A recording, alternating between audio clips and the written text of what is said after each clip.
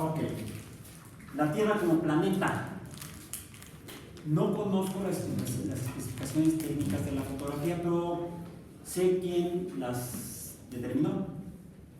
Una astrofísica llamada Caroline Porco.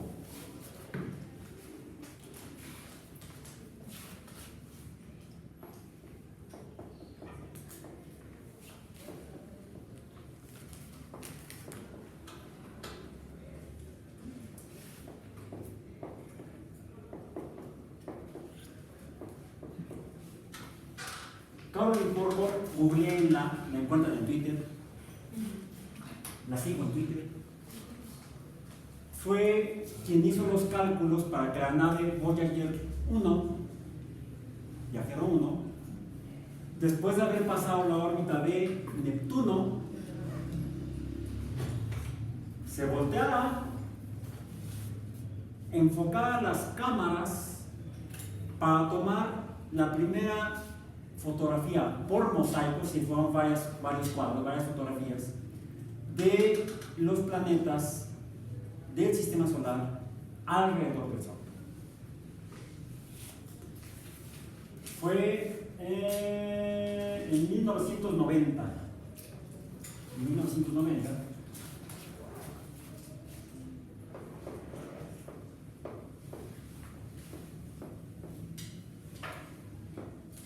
Voyager 1 tomó la fotografía de Neptuno, Urano, Saturno, Júpiter, por la posición en la que estaba la nave, la astronave, en ese momento, y la posición de los planetas alrededor del Sol, Marte aparecía demasiado cercano al Sol. Y para no quemar la cámara, no se tomó la fotografía de Marte. Entonces aquí tenemos un hueco. Debe estar Marte en las fotografías.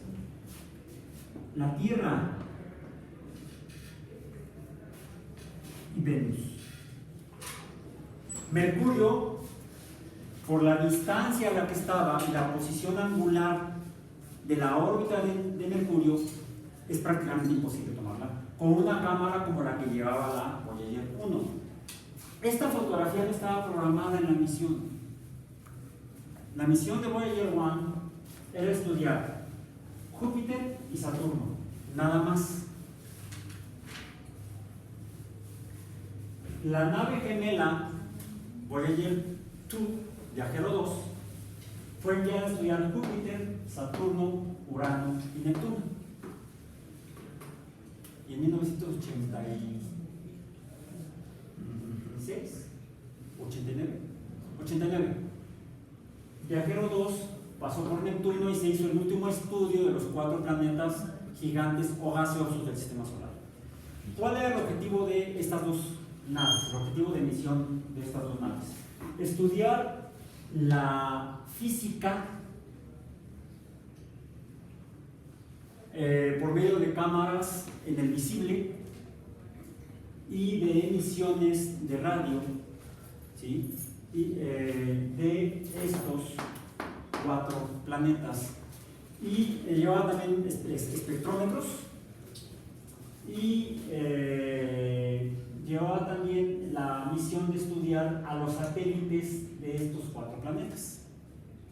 Se tomaron fotografías de satélites de los 4 planetas del sistema de anillos de Saturno, ¿sí? Y dio lugar a descubrimientos inesperados. Algunos sí esperados, otros inesperados. Esperados, por ejemplo, se logró identificar más satélites de los 12 que se conocían de Júpiter y de los 9 que se conocían de Saturno. Se empezaron a conocer satélites desconocidos hasta entonces, porque ya la nave estaba más cercana y pudo tomar fotografías. ¿Ah, eso qué es? Otro satélite. Bien. Y algo inesperado, volcanes en Io.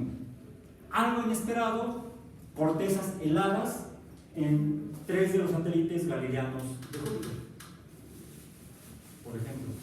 algo inesperado, bueno, no inesperado porque ya estaba predicho, había estudios previos que sugerían que Titán, satélite de Saturno, tendría atmósfera. Bueno, Voyager 1 confirmó la presencia de una atmósfera importante en Titán de Saturno. Esos son los objetivos de las misiones Voyager, nada más. Una vez que pasó Saturno, propiamente las cámaras de Voyager 1 se pusieron en stand-by. No se apagaron, pero se pusieron en stand-by. Y una vez que pasó Neptuno, las cámaras de Voyager 2, de Viajero 2, también se pusieron en stand-by. Y fue entonces cuando Caroline Corpo, que había trabajado en el proyecto, en el equipo de generación y análisis de imágenes, donde había otros investigadores como Carl Sagan, le sugirió a Carl Sagan que sería una buena oportunidad el tener Voyager 1, no Voyager 2, por la posición en la que se encontraba, por la trayectoria que tomó una vez que pasó por Saturno. Existiría la posibilidad de voltearla y enfocar las cámaras y poder tomar las fotografías de los planetas del sistema solar en ese momento. Se lo propusieron a la NASA y la NASA dijo: no, esa no es misión científica, eso no es ciencia, eso no lo vamos a hacer. Entonces hablaba con el administrador general de la NASA de ese momento, el almirante Richard Truly, que había sido astronauta, astronauta en las misiones de transbordador espacial, y Truly dijo: sí las tomamos. Afortunadamente hay que tener gente inteligente en los puestos de tomas de decisiones, gente informada. Los astronautas de la NASA todos cuentan con algún título universitario en ciencia o ingeniería. Sí, todos, desde los 7 originales hasta los que aterrizaron hoy en la madrugada. Bueno, la que aterrizó hoy en la madrugada. ¿Mande? Que deben saber también varios idiomas.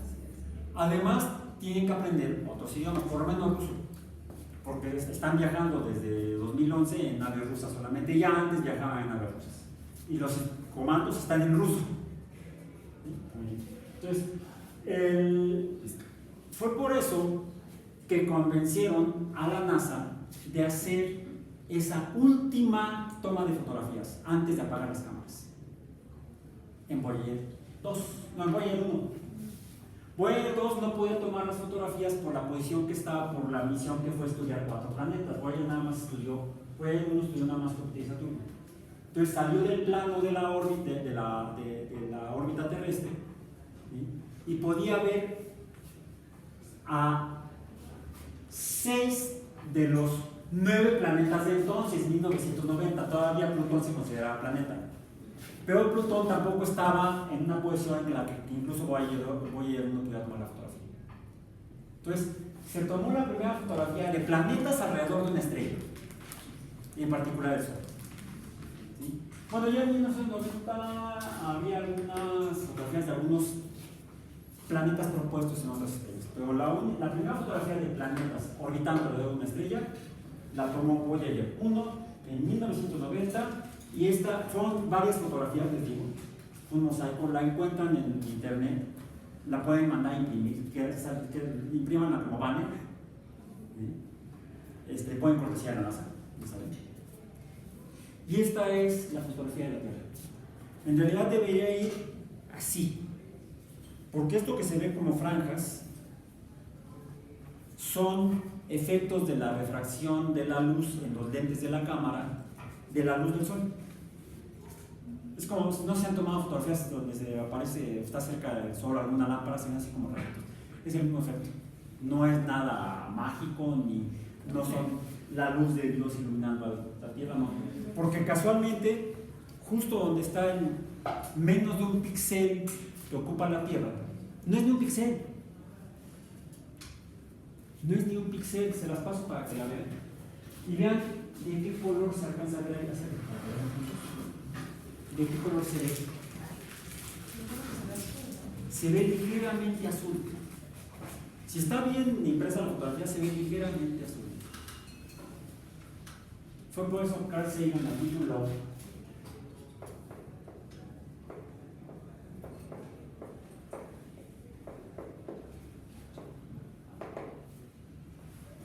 A Pale Blue Dot, un pálido punto azul. ¿Por qué azul? Por el vapor de agua, y el oxígeno y el nitrógeno. Los tres compuestos químicos, porque es nitrógeno molecular, Na2, oxígeno molecular, Na2, y H2O, los tres compuestos reflejan y dispersan la luz azul cuando están altamente concentrados, como es en la atmósfera. Por eso vamos a decir azul. El oxígeno, el nitrógeno y el vapor de agua dispersan la luz azul de la luz blanca del sol. Por eso la Tierra se ve normalmente como está el sol. Vamos acercándonos. Ahí estamos a 300 millones de kilómetros. Ya nos acercamos más. Más antes. Por aquí tengo la de. ¿Sí la tengo? Ah, no, espérate, la de Marte. Sí se las enseñé ya, ¿no? La Tierra desde Marte. No, bueno. Esta fotografía también la tomó Voyager, pero en 1977. En 1977. O sea, ¿cuántos años antes? 13 años antes. Tardó 13 años en llegar de la Tierra hasta después de Neptuno. 13 años. Viajando a más de 50.000 kilómetros entre hora. Esta la tomó cuando se estaba alejando de la Tierra, donde es la primera fotografía tomada por cualquier nave robótica, donde se ven a la Tierra y a la Luna juntas en el espacio. Estaría la Luna orbitando alrededor de la Tierra. Ya más bien sería como, a ver, déjenme ver, esto sería el norte, el sur, es porque me está por arriba. ¿Okay? Pero se ve la Luna y la Tierra. La Tierra como un planeta doble. ¿Por qué un planeta doble? La Tierra como planeta, podríamos considerarlo como un planeta doble. Primero, es un planeta azul. ¿Por qué dijimos? Nitrógeno 2, oxígeno 2 y H2O. Bien. ¿Por qué doble? Porque la luna, bueno, no, sí es mucho más pequeña, ¿no? No es mucho más pequeña ¿No? que la Tierra, ¿no? Pues tal vez por eso, ¿no? Porque se orbitan mutuamente, bueno, no se orbitan mutuamente, sino la luna orbita la Tierra, pero podría parecer. Por la poca diferencia proporcionalmente. Ya revisamos rápidamente los satélites de Marte, que son como dos patatas, dos asteroides capturados por Marte. ¿Cuál es la masa de esos dos asteroides comparada con la de Marte? Es mucho más pequeña. Son literalmente, giran alrededor del centro de masa de Marte, prácticamente. Es mínima el mínimo desplazamiento del centro de masa común, del centro de gravedad común. El centro de gravedad. La distancia es la distancia radial desde una esfera hasta otra. Imaginemos que van a esfera las dos patatas que están alrededor de Marte. ¿Sí? Entonces, por la poca diferencia proporcionalmente entre masas, el centro de gravedad de la órbita de la Luna respecto a la Tierra no está en el centro geométrico de la Tierra, está ligeramente desplazado fuera del centro geométrico de la Tierra, asumiendo la Tierra como una esfera. Entonces, realmente la Tierra y la Luna orbitan alrededor de un centro de gravedad común. Por eso es que algunos astrofísicos sí consideran a la Tierra y a la Luna, T y L, como un sistema planetario doble. Un sistema planetario doble estaría definido de esa manera.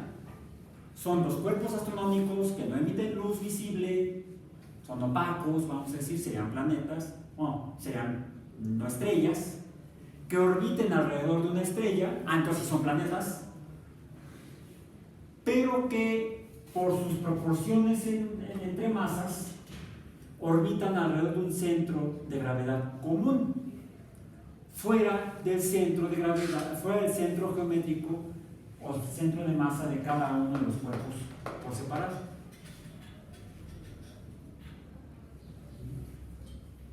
Algo así como una clava cuando la lanzan al aire. Gira alrededor de su centro geométrico. No, una clava. Ya se usan para los malabares. ¿Cómo es una clava? No, gira sobre su propio. Una clava es una cosa así. ¿Un diablo? Una clava. Ah, no. Es en proporción a los La lanzan al aire y no gira alrededor del centro geométrico. Este sería el centro geométrico. Un momento de. Entonces, gira alrededor del centro de masa que está aquí. Está más cerca de donde está más acumulada la masa del sistema. Entonces, esto sería equivalente a la Tierra y esto sería equivalente a la Luna. Por eso es que la Tierra y la Luna giran alrededor de un centro de masa común o un centro de gravedad común, que no es el centro de masa de la Tierra ni el centro de masa de la Luna. El centro de gravedad, el centro de esta codistancia está desplazado hacia fuera del centro geométrico de la Tierra, hacia donde se encuentra la Luna. Como la Luna está orbitando alrededor de la Tierra, este centro de masa se va recorriendo. Entonces, sí, la Tierra se modifica su distribución de masa ligeramente por la interacción gravitacional entre la Tierra y la Luna. La Tierra jala a la Luna, pero también la Luna jala a la Tierra. Debido al movimiento de este como centro, ¿es por eso que las mareas funcionan? No, las mareas se presentan aunque la Luna orbitara alrededor del centro de masa de la Tierra por la fluidez del agua. El agua no es sólida, es un fluido y tiene masa. Entonces, la masa del agua está interactuando, la masa del agua está interactuando con la masa de la Luna. La evidencia de que esto sucede así es más clara en los satélites de Júpiter, sobre todo en Io. Io, comparado con Júpiter, es muy pequeño, es como Phobos o Deimos respecto a Marte. La masa de Io es mucho más pequeña que la de Júpiter.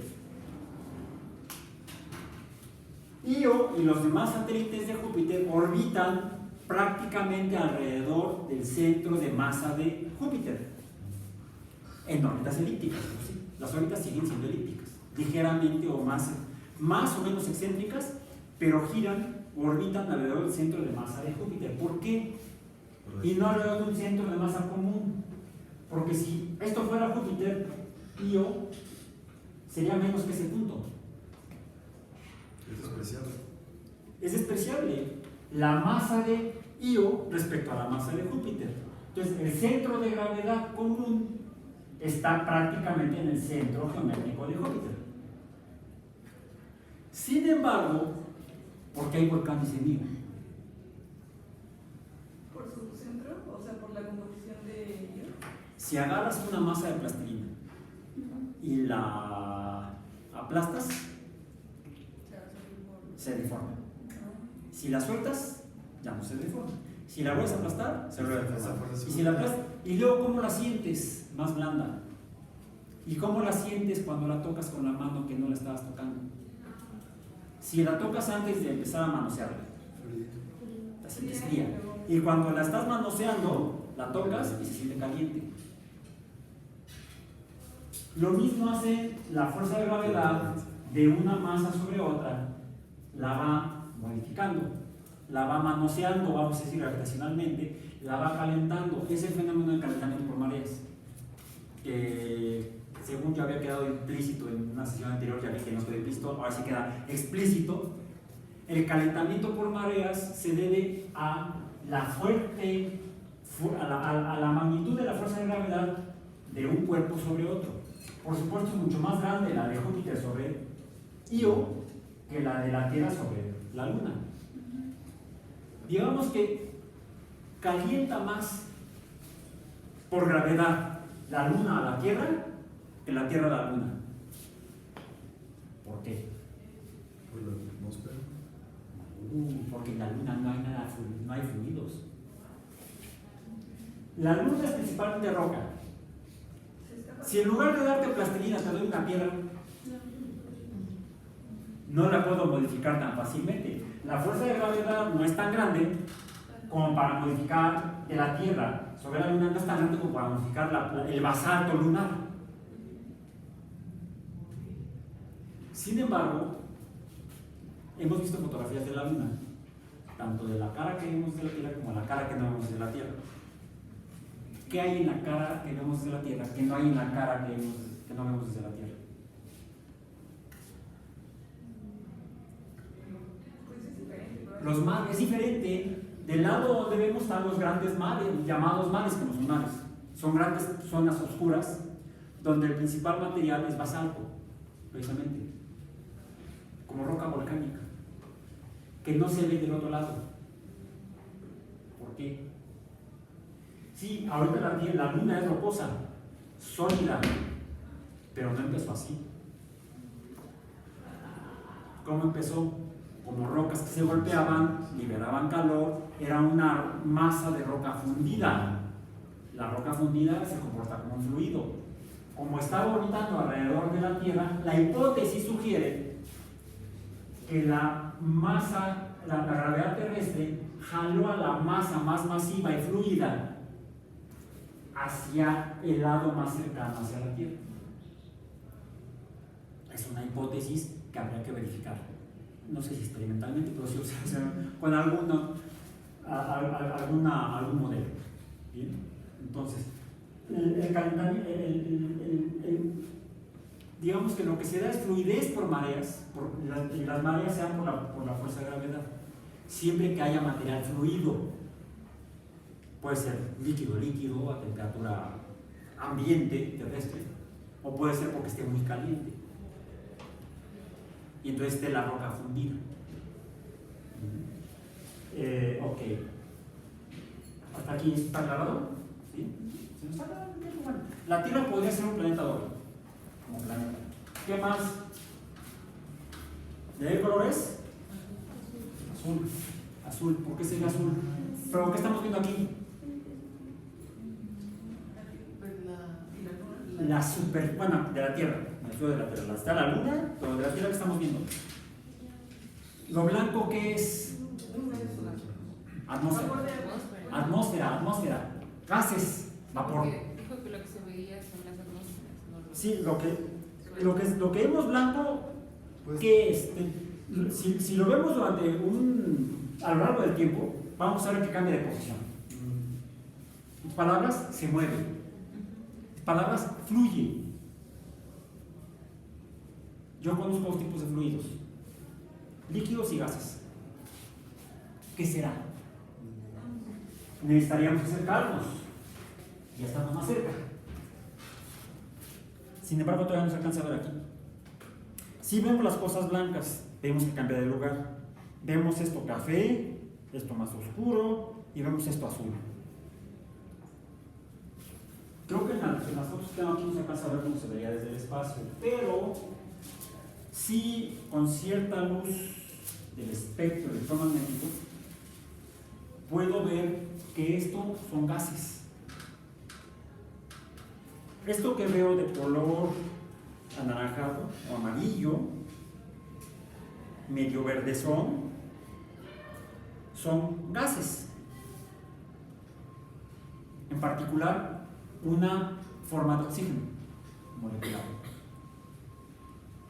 O3, ozono. Hay oxígeno alrededor de la Tierra, oxígeno gaseoso. O sea, la Tierra presenta una atmósfera. Le llamamos atmósfera a cualquier cubierta gaseosa alrededor de un cuerpo astronómico opaco que gira alrededor de una estrella. Eso es una atmósfera. Una atmósfera de un planeta sería una atmósfera planetaria. Y dependiendo del tipo de luz que interactúe con estos gases, me permite identificar qué gases son. Uso entonces el espectro de la luz, puede ser luz visible, para identificar la composición química de la atmósfera. Esto que vemos aquí entre colores anaranjados, amarillos, verdes y azulosos es ozono, O3. Donde no se ve eso, no hay ozono. ¿Qué es lo que están viendo? Pues un agujero en la atmósfera de ozono. Aquí no hay ozono, aquí no hay ozono, aquí no hay ozono, aquí sí hay ozono. Un ¿Y poquito lo más. morado qué es? Lo morado es el Antártico. No, lo morado como lila. Ah, este. Ajá. Bueno, hay un poquito de ozono, pero en realidad es casi no hay. Donde se ve, aquí en la escala donde me dices hasta donde está el azul. Esto realmente no se ve azul. Aquí esto se debe a la superficie diferente. Esto es roca, esto no es roca. Es agua. Entonces, estas son fotografías de lo que se ha llamado el ozono en la capa, el ozono en la capa del hoyo. El hoyo en la capa de ozono. ¿Sí? El ozono es uno de los gases que se encuentra en la atmósfera terrestre. Además de O2, también hay O3 y más gases. ¿Bien? Bueno, ok. ¿Dónde lo dejé? ¿Flujo negro? No.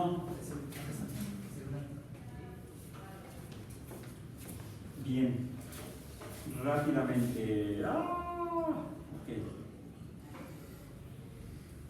¿Dónde está? Acá está. Como se durmió, lo dejé que se durmiera. A ver si me fue la luna. No, lo puedo ver por acá.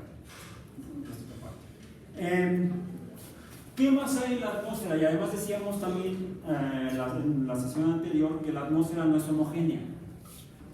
Debido a la fuerza de gravedad, la gravedad actúa entre cualquier tipo de masa. La masa rocosa de la Tierra y la masa gaseosa de los gases de la atmósfera. Por lo tanto, entonces, ¿qué sucede?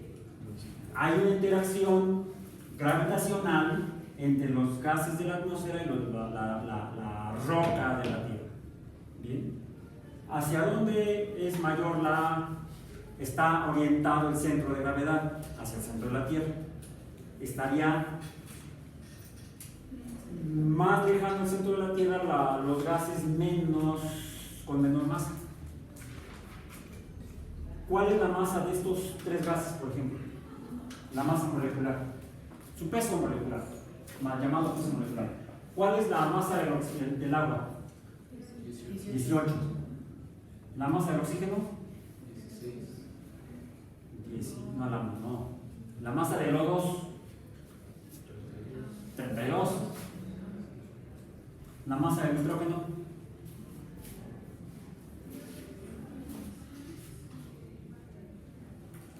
28. Redondeamos. La masa del ozono? 48. Ok. ¿Estarían los tres distribuidos igual sobre la superficie de la Tierra? ¿Cuál está más cerca de la superficie de la Tierra? El oxígeno, luego el nitrógeno y luego el vapor de agua. Pero también depende de dónde se producen o dónde se están transformando. El detalle es que también depende de su estado de agregación. Estos se pueden encontrar en tres estados de agregación. ¿Cuáles son? Sólido, líquido y gas o vapor. ¿Bien? Ok. El oxígeno en las condiciones de presión en la Tierra, que en la superficie es de una atmósfera. Más lejos, ¿cómo es? Disminuye la presión de la atmósfera conforme nos vamos alejando a la superficie. Hacia acá es menor de una atmósfera. Bien. Ahora pues al revés. Puse al revés. Aquí sería una atmósfera. Y acá sería menor a una atmósfera. Bien. Aquí tenemos agua sólida, hielo. Aquí tenemos agua líquida, llamemos de agua. Y acá tenemos vapor de agua, llamemos de vapor. Pero estos además se transforman físicamente, de sólido a líquido a vapor, de hielo a agua a vapor. Entonces, este hielo que se está fundiendo alimenta la cantidad de agua líquida, que está, al estarse evaporando, alimenta la cantidad de vapor de agua. Por eso es que hay una gran cantidad de vapor de agua en la parte baja de la atmósfera, a pesar de su poca masa. Bien.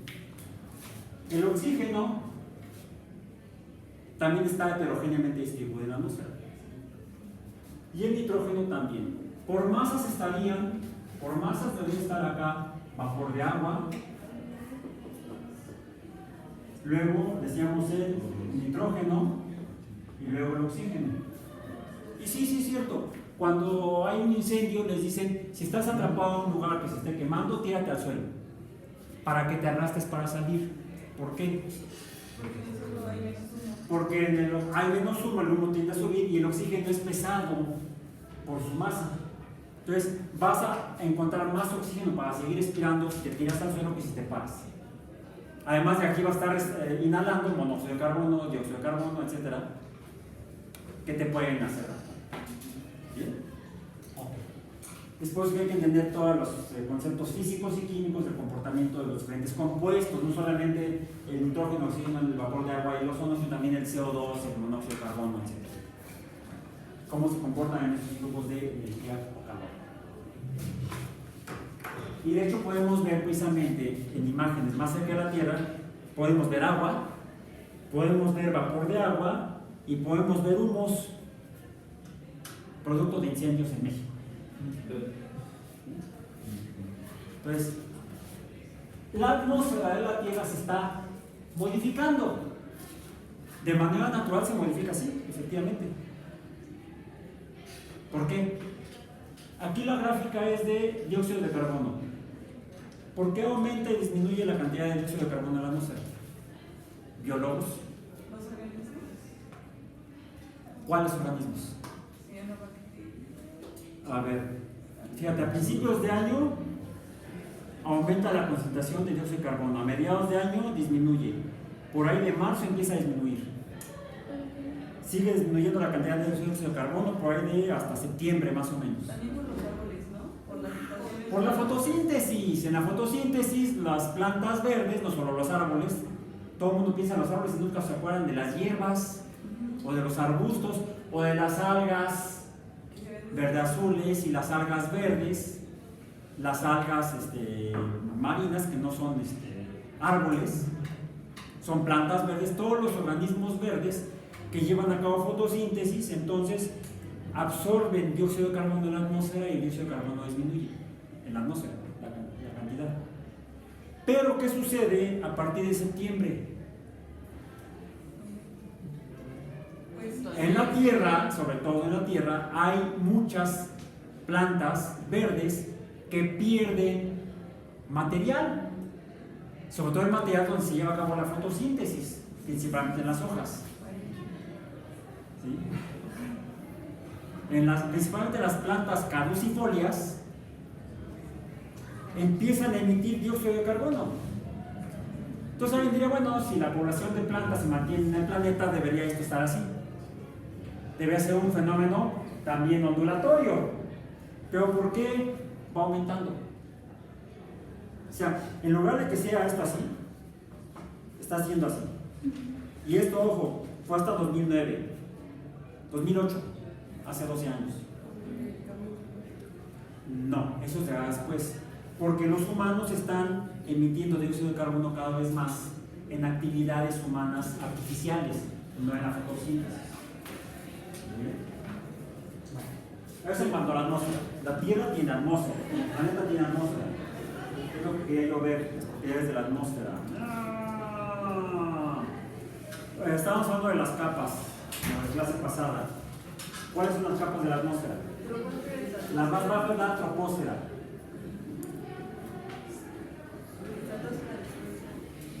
Que es de la superficie ¿hasta cuánto? No sé, díganme, ¿cuánto? De 0 metros ¿hasta cuánto? No eran 12 kilómetros. No sé, vean la tabla, lo estoy buscando yo.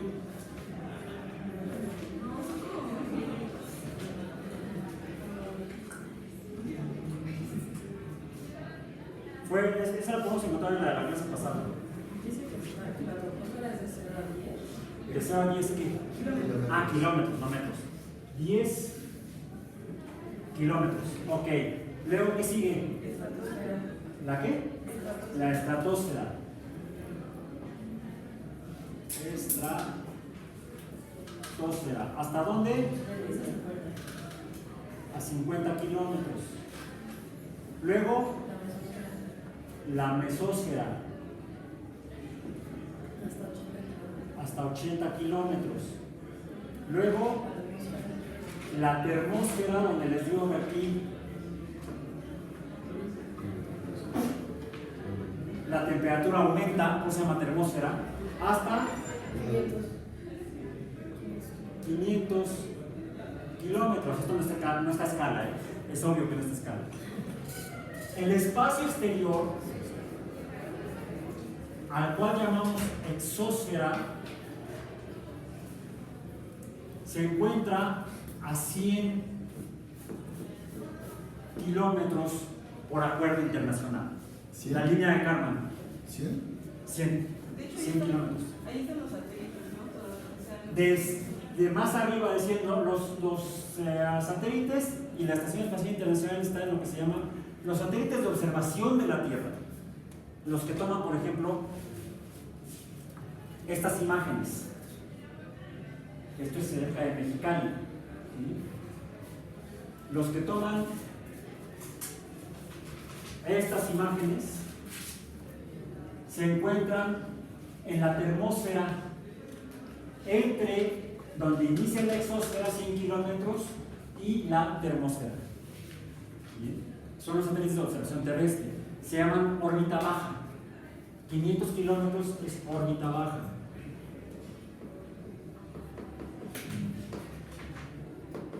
Ok. Después de la termósfera, ¿qué sigue? ¿La qué? La troposfera.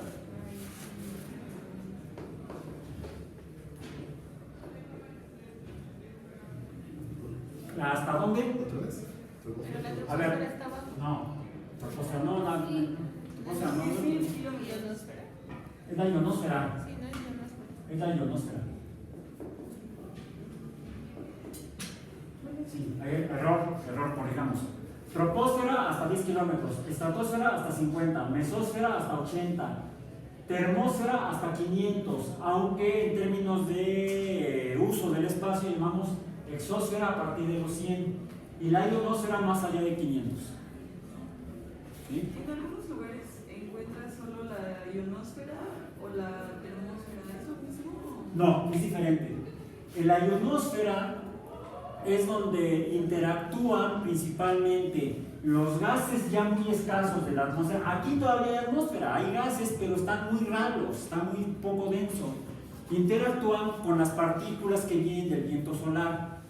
Y esos gases, de hecho, hay ozono, ¿sí? Por ejemplo, interactúan con las diferentes formas de energía de esa radiación solar y pierden electrones.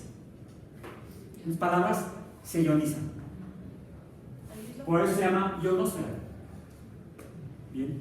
Más allá de la ionosfera, debido a esa misma interacción de partículas que vienen emitidas por el Sol, partículas que pueden ser protones incluso, núcleos de hidrógeno que salió eyectados del Sol y de otros elementos químicos. Son partículas con carga eléctrica, por ejemplo, interactúan con el campo magnético de la Tierra y dan lugar a los cinturones de radiación, porque se genera energía, luz invisible de alta energía, cinturones de radiación descubiertos por el doctor Van Allen, no Van Halen, ese es otro. Van Allen era un físico atmosférico que trabajaba en la Universidad de Indiana, creo, con la NASA, y fue el que diseñó el instrumento científico que llevaba al primer satélite que sí funciona en los Estados Unidos, el Vanguard. ¿Bien? Okay. Que descubrió esto, por ejemplo, lleva un detector de radiación, el satélite, y el detector de radiación se activó y mandó a la señal a la Tierra. ¡Ah! Hay radiación afuera de la Tierra que no sabía. Fue un descubrimiento gracias a el Vanguard, diseñado por el doctor Van Allen. Debajo de la troposfera, ¿qué hay?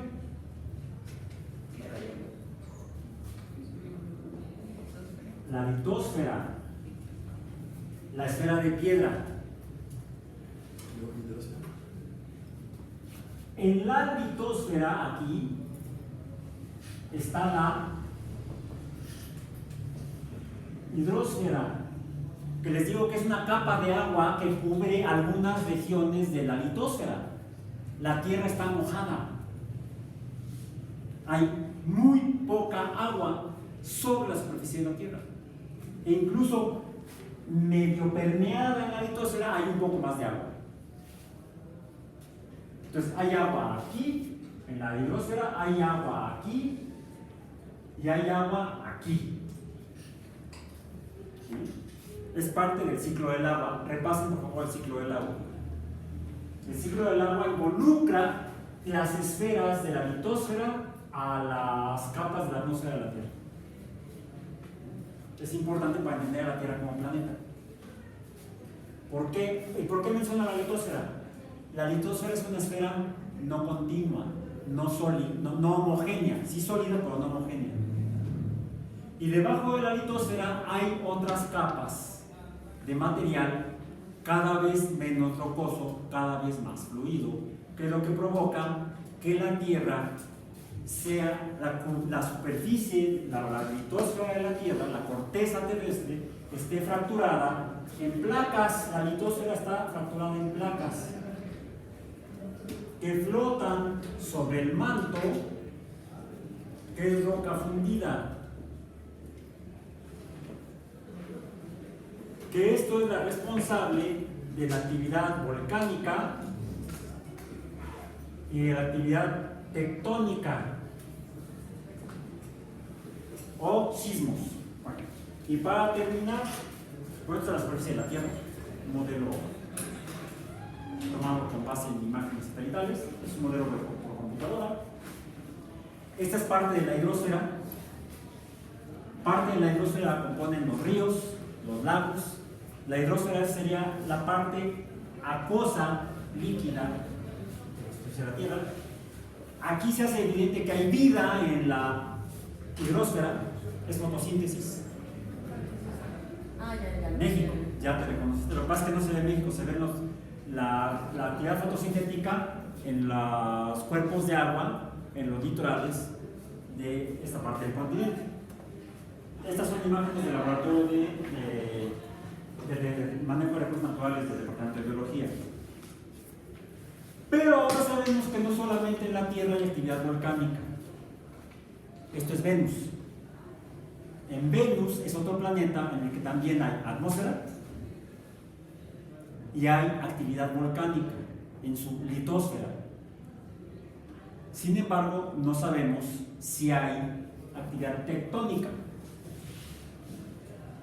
Hay actividad tectónica en la Luna, hay actividad tectónica en Marte ya ha habido actividad tectónica o volcánica en Marte, hay evidencia, y eso es lo que vamos a ver en la próxima sesión del curso, la próxima clase.